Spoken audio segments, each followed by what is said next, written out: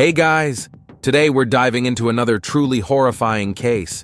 If you want to support my channel, make sure to subscribe and stay active. It really helps me out.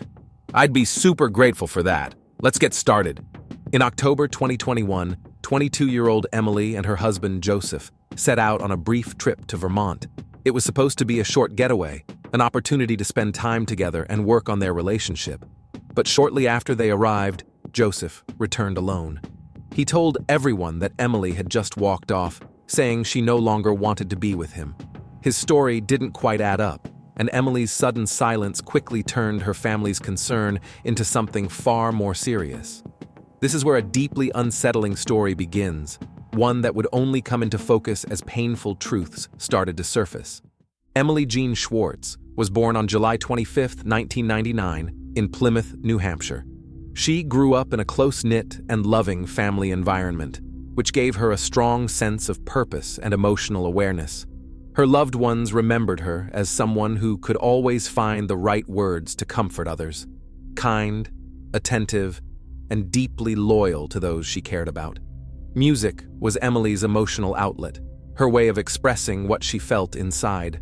Her voice was soft, yet powerful, stopping people in their tracks when she sang. But music wasn't just a hobby for her, it was part of her soul. Each song, each note reflected her inner world, her warmth, and her openness. Despite her busy life, Emily always found time to help others, especially animals. She often visited local animal shelters, spending long hours with the animals there, giving them care and affection they so badly needed.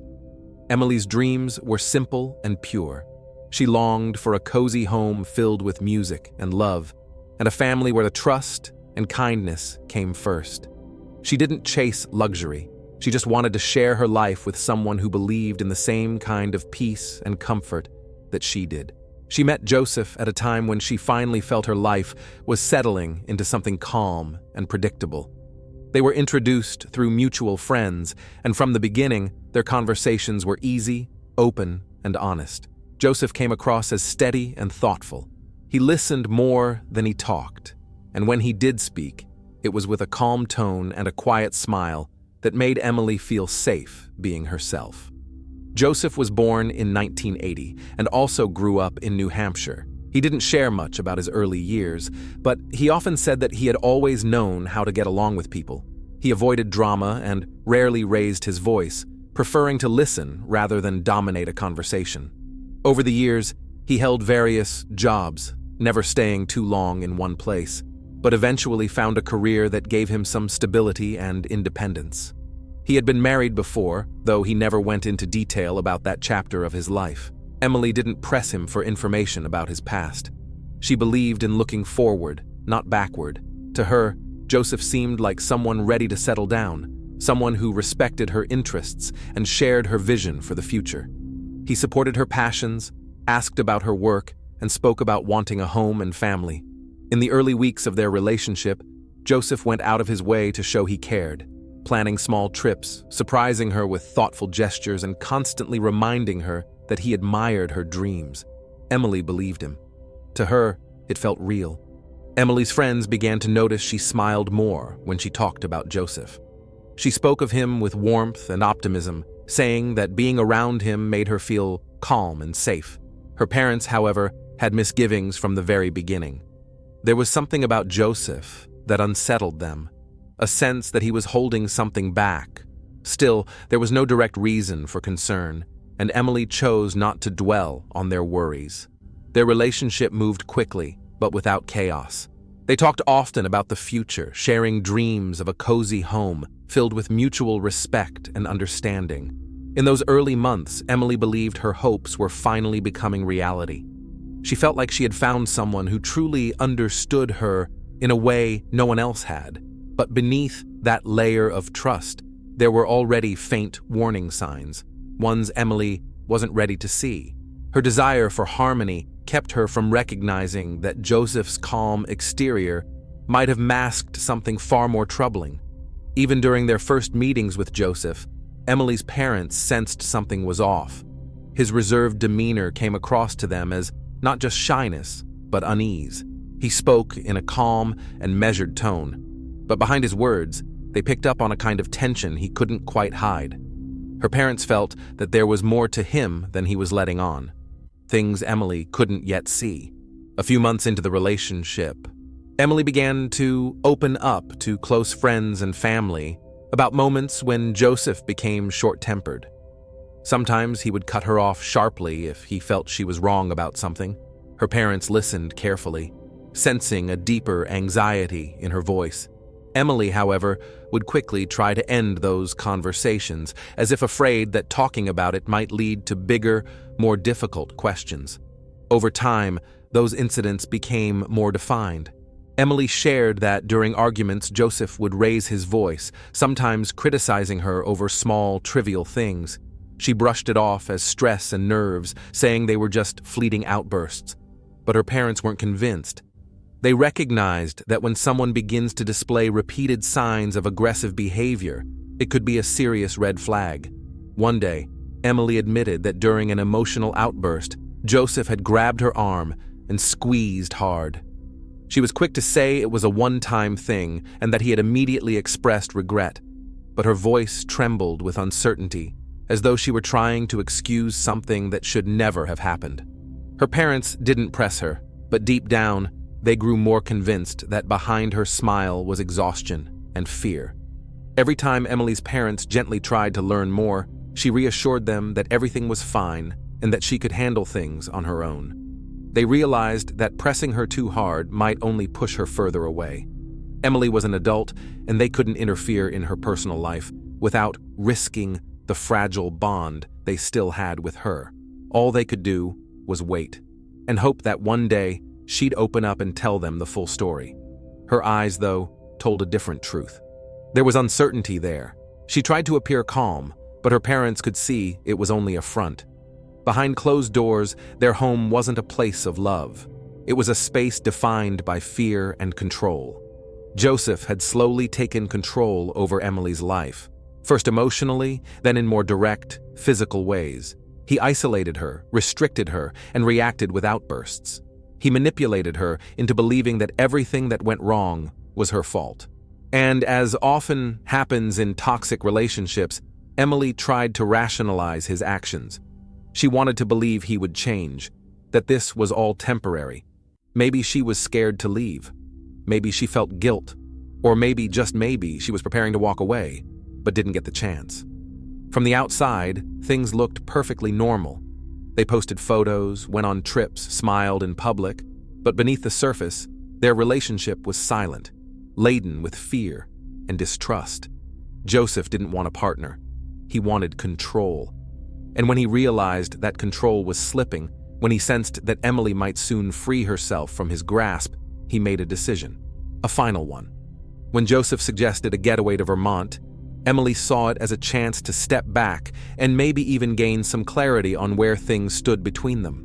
The trip was meant to be a short break, just the two of them with time to reconnect. Emily had high hopes, despite her parents' concerns. They were aware of recent arguments, but Emily insisted she had everything under control and knew what she was doing. On October 15th, 2021, they left New Hampshire, traveling in a vehicle with a trailer attached. Joseph had planned the route ahead of time, choosing Bolton, a place he was familiar with and thought would be ideal for their short escape. Emily tried to focus on the practical parts of the trip, using the planning to distract herself from the worries lingering in the back of her mind. She hoped a few peaceful days away from daily stress might help them reconnect. From the very start of the trip, Emily noticed subtle changes in Joseph's demeanor. He was withdrawn, said very little, and the quiet tension made her feel uneasy. She tried to brush it off, assuming he was just tired from the drive. She still wanted to believe the trip could be a turning point, but the tension stayed with them, like an invisible wall that words alone couldn't break down.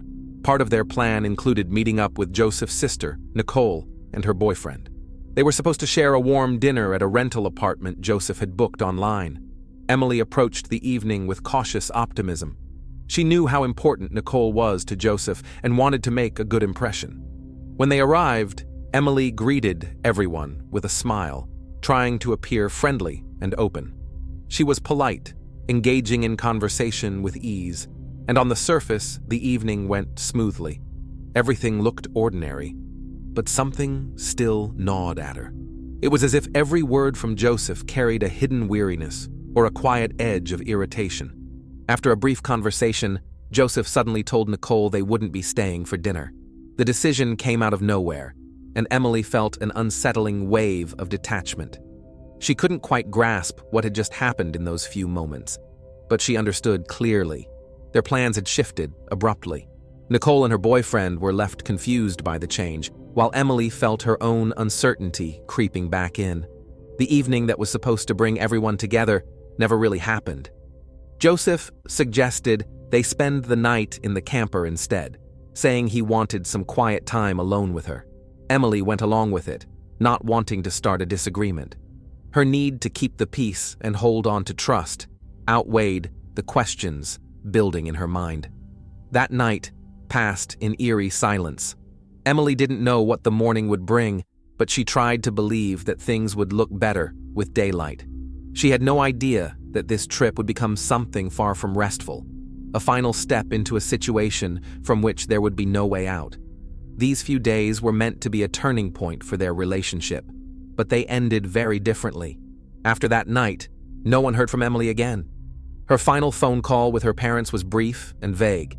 She told them everything was fine and that she and Joseph would be heading home soon. Her voice was steady, but her parents picked up on something beneath the surface, tension she couldn't fully hide. Those words were the final confirmation that something was deeply wrong. 3 days went by, and Emily never checked in again. Her family reached out to Joseph, who reluctantly repeated the same story over and over, that Emily had walked away after an argument and that he didn't know where she was now. Days later, Joseph returned home, alone. He continued to tell Emily's family that after a disagreement, she left on her own. According to him, she called for a ride and left, saying she didn't want to stay with him any longer. Emily's parents couldn't accept that. They immediately contacted law enforcement. Joseph told the same version of events to both her family and the authorities, with practiced calm and no hesitation. But Emily's parents weren't buying it. They knew their daughter. She would never disappear without a word. Meanwhile, Joseph acted as though nothing serious had happened. His calm demeanor felt forced, and each time he repeated his story, Emily's parents grew more suspicious. They knew, if Emily hadn't reached out in several days, something terrible had happened. At that point, Joseph was the only person who might know what really occurred. But all they got from him were words, devoid of feeling, completely without remorse. Then, in the midst of the growing anxiety surrounding Emily's disappearance, a call came through that would shift everything. It was placed to emergency services by a man named Spencer Lemon. His voice was tense and shaky. He explained that not long before, he had met up with Joseph. Spencer wasn't particularly close to him. They weren't real friends, but they stayed in touch occasionally, helping each other out with small tasks now and then. On the day of their meeting, Joseph had reached out and asked Spencer to come to St. Albans, where the camper was located. Joseph said he urgently needed a ride back to the camper because he had supposedly left some things behind. Spencer had no idea what this was really about, but agreed to help. He picked Joseph up, and together they drove out to the site where the camper had been parked. On the drive back, Joseph was unusually calm. He barely spoke and didn't ask any questions. Spencer felt uncomfortable but chose not to press anything, at least not until he had a better sense of what was going on. As they neared the camper, Spencer noticed Joseph beginning to fidget and grow visibly tense. That's when Spencer realized something wasn't right. He asked Joseph directly, "What happened?" Joseph's response was shocking. In a calm, emotionless voice, he told Spencer that Emily was no longer alive.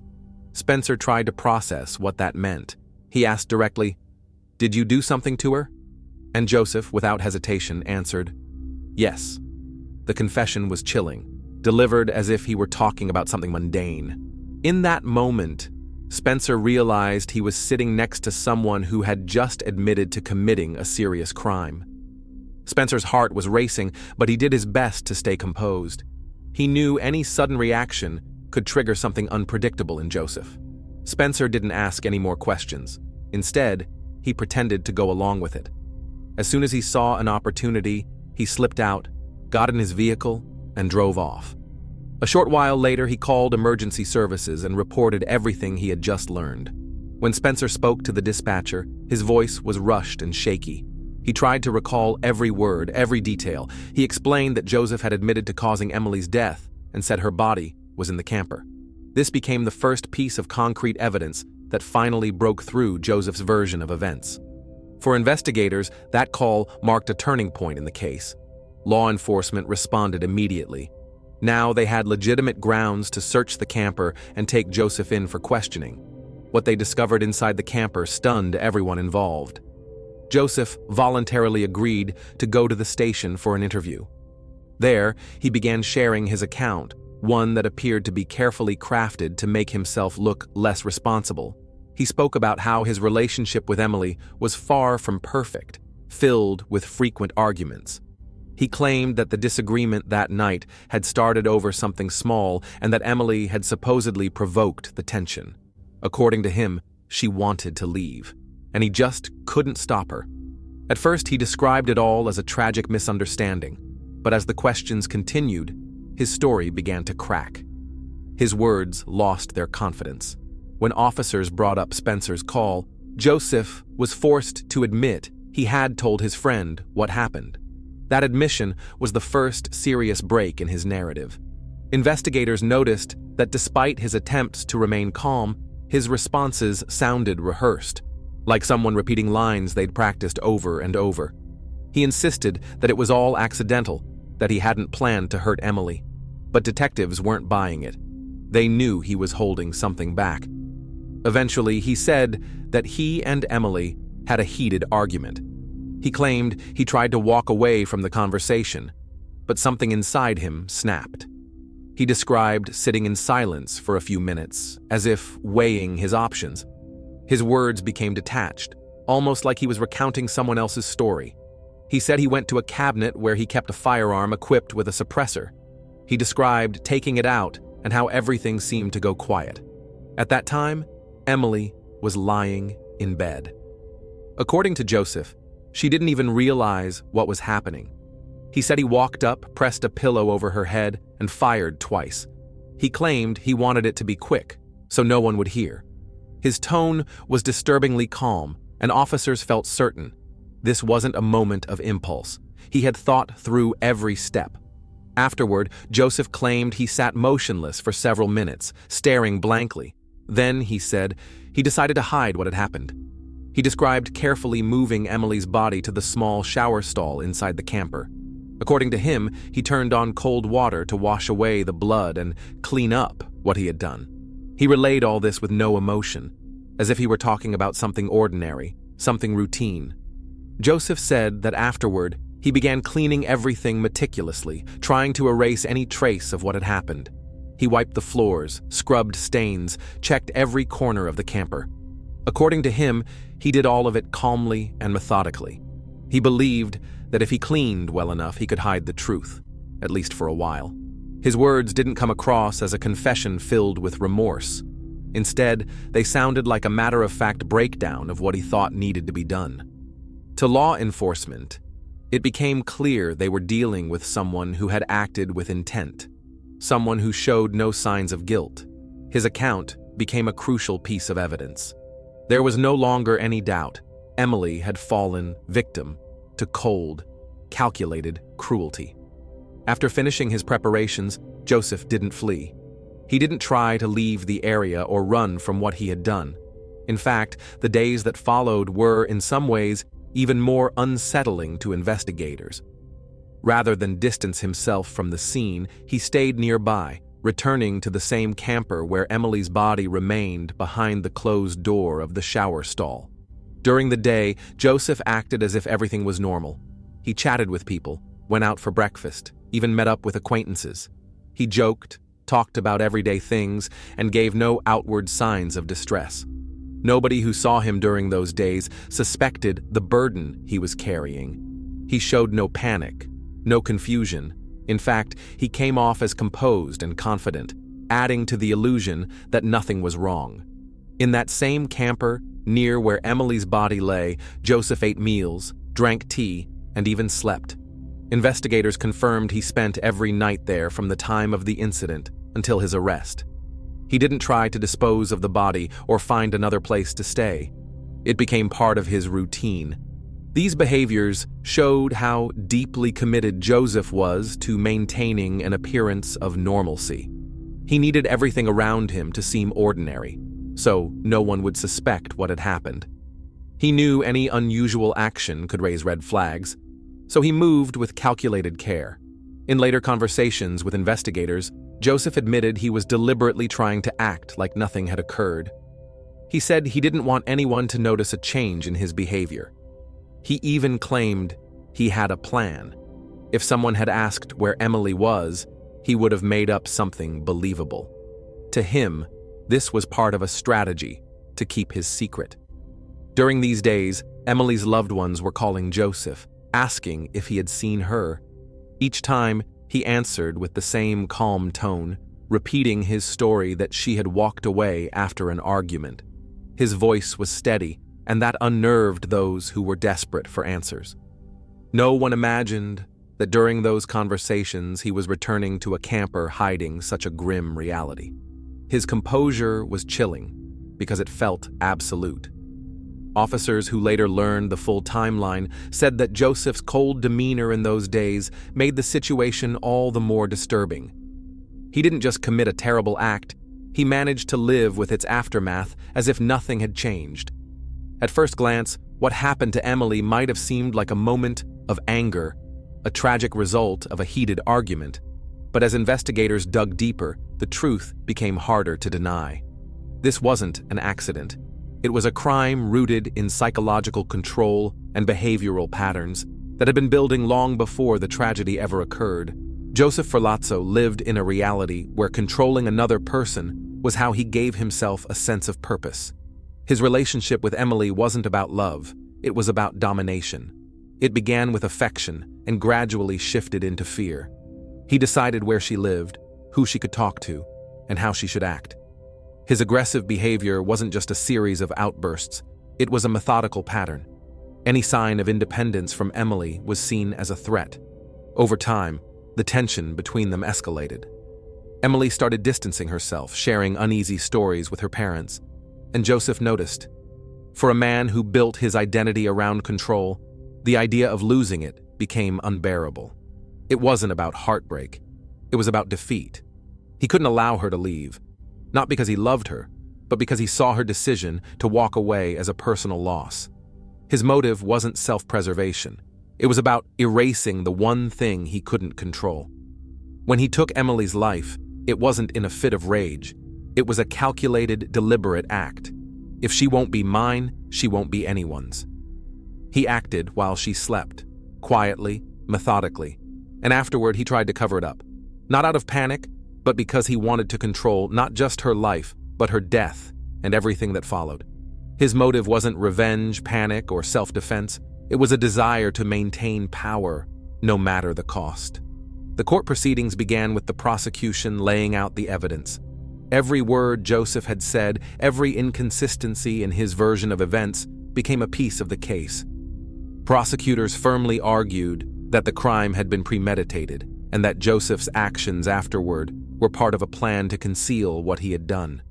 They presented not only the details of the incident itself, but the disturbing aftermath, how Joseph later dismembered Emily's body.